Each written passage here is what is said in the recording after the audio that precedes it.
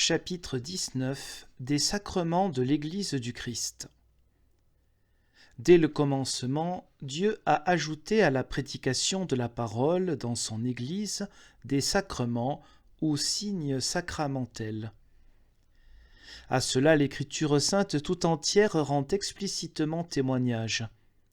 Ces sacrements sont des symboles propres à communiquer un mystère, des rites ou actions sacrées instituées par Dieu lui-même. Ils consistent en la parole de Dieu, en des signes et en les choses qui sont ainsi signifiées. Par eux, Dieu renouvelle et rappelle à l'Église le souvenir des immenses bienfaits qu'il a manifestés à son peuple.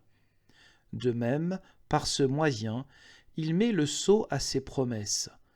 Il nous représente extérieurement et, pour ainsi dire, met devant nos yeux ce qu'il produit intérieurement. Il affermit et augmente ainsi notre foi par le Saint-Esprit qui œuvre dans nos cœurs. Et enfin par ces signes, il nous sépare de tous les autres peuples et des autres religions, nous consacre et nous engage pour lui seul, et nous fait comprendre ses exigences à notre égard. Les sacrements de l'ancien peuple de Dieu se distinguent de ceux du nouveau. Ceux de l'ancien peuple ont été la circoncision et l'agneau pascal qui était immolé. Et sous ce nom sont compris tous les sacrifices offerts depuis le commencement du monde. Les sacrements du peuple nouveau sont le baptême et la Sainte Seine. Certains vont jusqu'à énumérer 7 sacrements pour le nouveau peuple de Dieu. Parmi ceux-ci, nous reconnaissons que la pénitence et la consécration pastorale, non pas la consécration romaine, mais celle des apôtres, ainsi que le mariage, ont été institués par Dieu et sont utiles, mais ce ne sont pas des sacrements.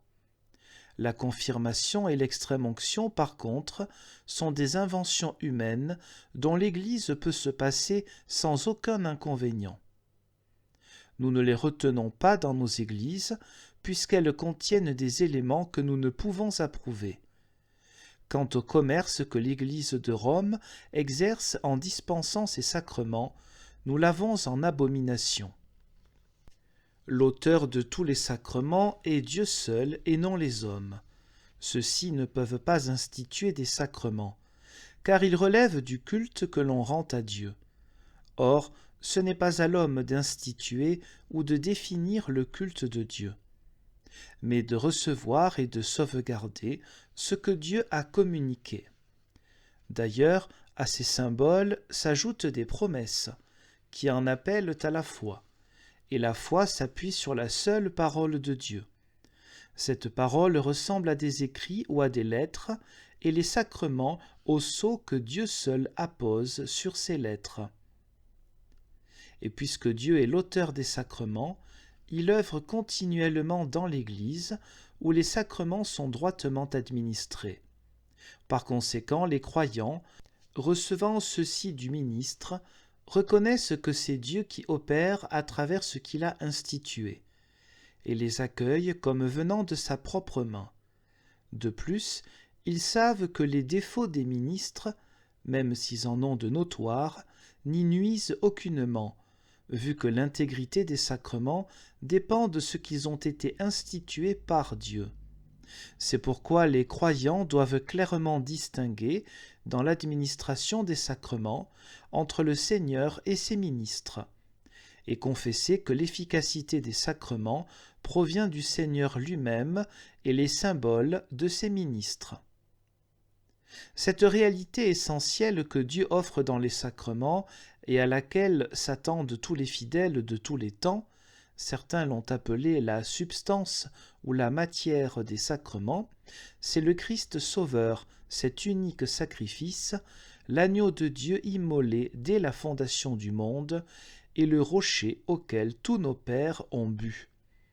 C'est en lui que les élus sont tous circoncis, d'une circoncision qui n'est pas faite par la main des hommes, mais par le Saint-Esprit, et qui sont lavés de tous leurs péchés. Et enfin, c'est du vrai corps et du vrai sang du Christ qu'ils sont nourris en vue de la vie éternelle.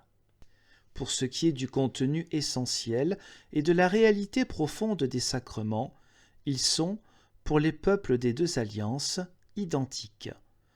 Car le Christ, l'unique médiateur et sauveur des croyants, est, dans les deux cas, le contenu principal et la vraie substance des sacrements. Un seul et même Dieu est l'auteur des uns et des autres. Ils ont été donnés aux deux peuples comme signes et sceaux de la grâce et des promesses de Dieu, afin de rappeler au souvenir et de remettre en mémoire les grands bienfaits de Dieu, et de séparer les fidèles de toutes les autres religions du monde.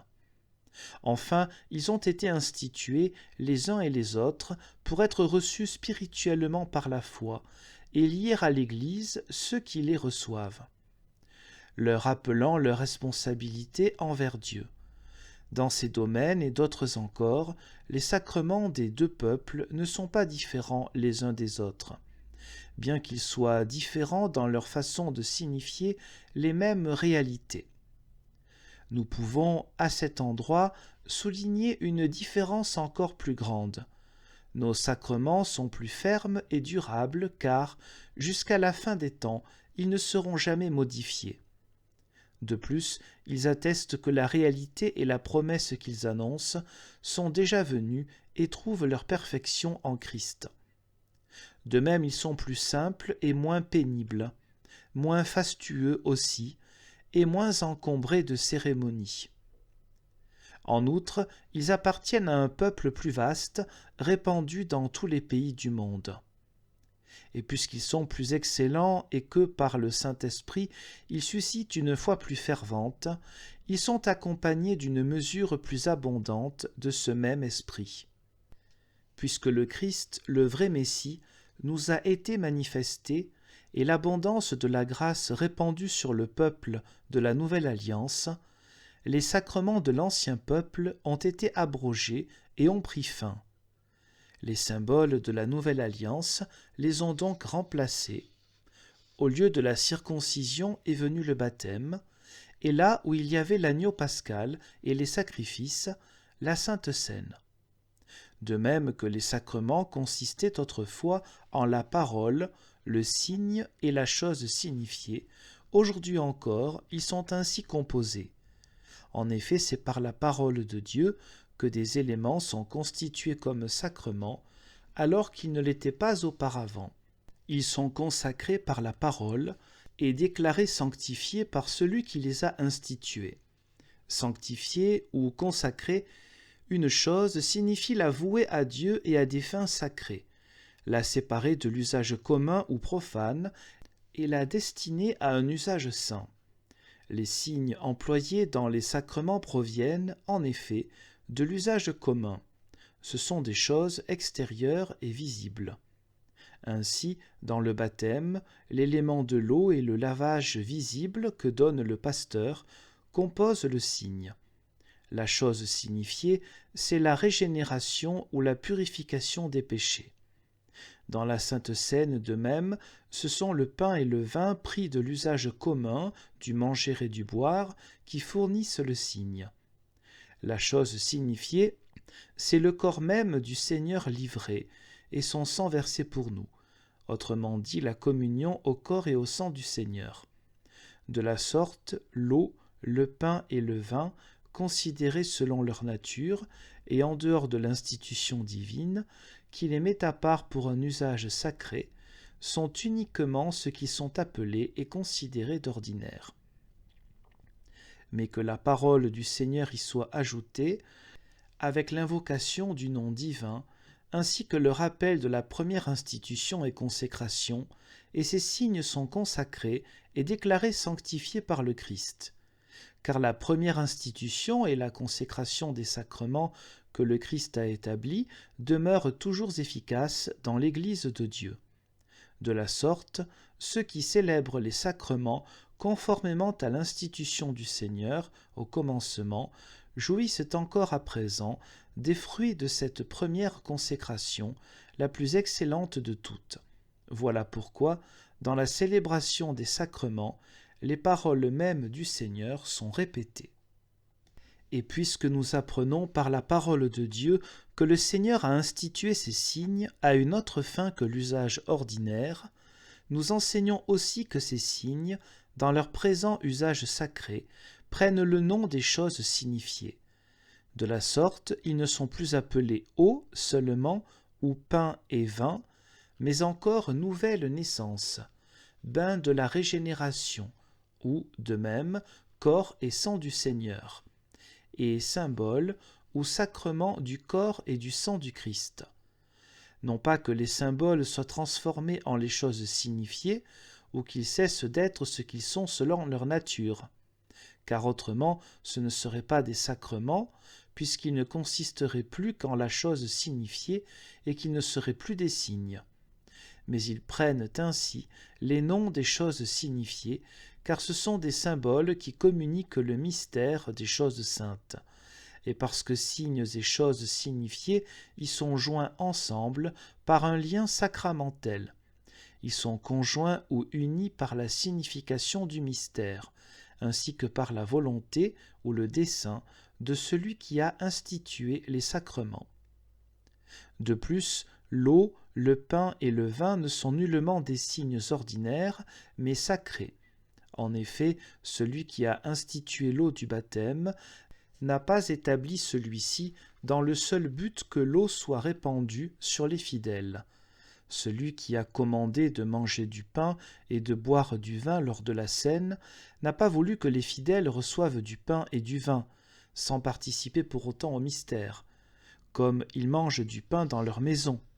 Mais c'est afin qu'ils communient spirituellement aux réalités signifiées et que, par la foi, ils soient réellement nettoyés de leurs péchés et rendus participants du Christ.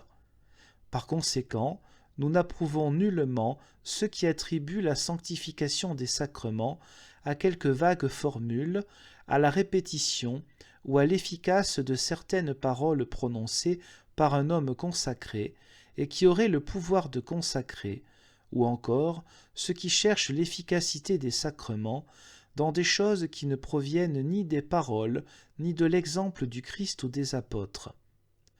Nous rejetons de même la doctrine de ceux qui ne parlent pas autrement des sacrements que comme de signes ordinaires qui ne seraient pas sanctifiés et n'auraient pas d'efficace. Et nous condamnons ceux qui, à cause des réalités invisibles, méprisent les éléments visibles dans les sacrements et croient que les signes sont superflus, puisqu'ils jouissent déjà des réalités elles-mêmes. Tels ont été apparemment les Messaliens. Nous n'approuvons pas davantage la doctrine de ceux qui enseignent que la grâce et les choses signifiées sont à tel point liées aux signes et incluses en eux que tous ceux qui participent extérieurement aux signes sont rendus participants intérieurement de la grâce et des choses signifiées, quel que soit l'état de leur cœur. Cependant, de même que nous ne mesurons pas l'intégrité des sacrements d'après la dignité ou l'indignité des pasteurs qui les administrent, nous ne la jugeons pas davantage d'après la condition de ceux qui les reçoivent. Nous reconnaissons que l'intégrité des sacrements dépend de la fidélité, de la vérité et de la pure bonté de Dieu. En effet, la parole de Dieu reste réellement parole de Dieu. Cela est vrai non seulement en ce sens où les mots mêmes de l'Évangile sont répétés dans la proclamation, mais parce que Dieu offre en même temps la réalité que ces paroles signifient et annoncent. Et cela demeure vrai même lorsque les impies ou les incrédules qui l'entendent et la comprennent ne jouissent pas des réalités signifiées parce qu'ils ne les reçoivent pas avec une vraie foi. Or les sacrements de même, qui consistent en la parole, les signes et les choses signifiées, restent réellement et entièrement sacrements, non seulement parce qu'ils signifient des choses sacrées, mais encore parce que Dieu offre par eux les réalités signifiées, même lorsque les incrédules ne reçoivent pas ce qui y est offert. Cela arrive non par une incapacité de Dieu qui donne et qui offre, mais à cause des hommes qui prennent les sacrements illégitimement et sans foi, car leur infidélité ne peut pas rendre sans effet la fidélité de Dieu.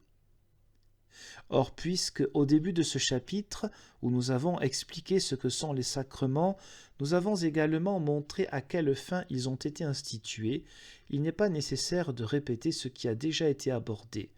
Par conséquent, il ne nous reste qu'à parler des sacrements particuliers du nouveau peuple de Dieu.